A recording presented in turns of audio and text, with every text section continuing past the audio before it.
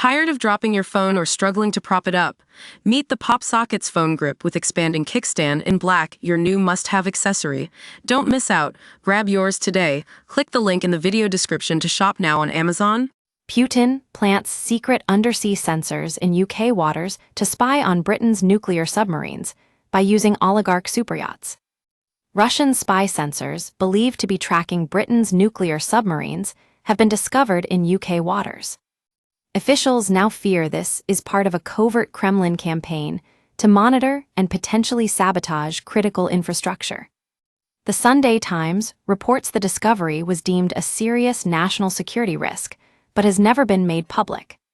Some of the devices were found washed ashore, while others were detected by Royal Navy minehunter ships. Defense sources believe they were planted to gather intelligence on the UK's 4 Vanguard-class submarines. These carry nuclear missiles and are meant to operate undetected as part of the UK's at-sea deterrent. The Ministry of Defense suspects Russia deployed the spy gear as part of a wider campaign of gray zone warfare, targeting cables, pipelines, and undersea assets. Last year, Russian ships were repeatedly spotted near sensitive infrastructure, including the Yantar, a suspected spy vessel seen lurking around pipelines and internet cables in the Irish Sea in November. Royal Navy warships and RAF Poseidon spy planes shadowed the Yantar as it hovered over deep-sea cables between Dublin and Liverpool. That same month, RAF fighter jets were scrambled to intercept a Russian warplane over the North Sea. Further surveillance uncovered unmanned Russian underwater vehicles, UUVs, operating near communications cables.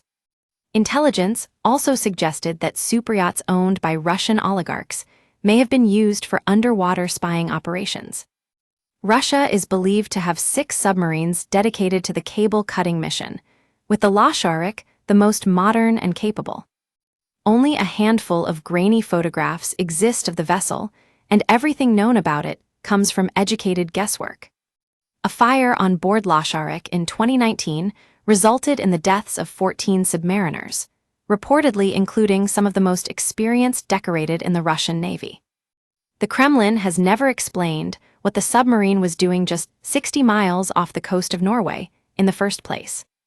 According to submarine expert H.I. Sutton, who writes the Covert Shores blog, the submarine is constructed from 7 spherical titanium hulls strung together, which gives it extraordinary strength. The vessel is named after a Russian cartoon horse, which is made up of lots of many spheres joined together. It can operate at up to depths of 3,300 ft, far greater than conventional submarines, and have special attachments allowing them to rest at the bottom of the sea. The submarines are deployed from the giant Belgorod, itself designed for special operations, and currently the longest submarine currently serving in the world's navies. One senior source told the Sunday Times, "It's a bit like the space race. This is a world clouded in secrecy and subterfuge, but there's enough smoke to suggest something is on fire somewhere." Officials say at least 11 internet cables in the Baltic Sea have been damaged over the past 15 months, some reportedly by ships dragging anchors, raising further alarm about Russian intent and capability. Meanwhile, Russian surface ships have become a regular presence near UK waters. In March, HMS Katastock and a Wildcat helicopter were sent to monitor the Admiral Vladimirsky, a so-called research ship revealed in 2023 to be a spy vessel suspected of probing Britain's power supply and internet links. HMS Somerset and other Royal Navy units were also deployed multiple times to escort Russian vessels, including a beach landing ship, returning from the Mediterranean. Military chiefs are now drawing up plans to launch a sweeping new operation, dubbed Atlantic Bastion, that would deploy air, land, and sea assets to patrol UK waters and the North Atlantic. A short-term project, codenamed Cabot, will get the initial capabilities off the ground in collaboration with private firms reliant on undersea infrastructure. A Ministry of Defense spokesperson said, "We are committed to enhancing the security of critical offshore infrastructure.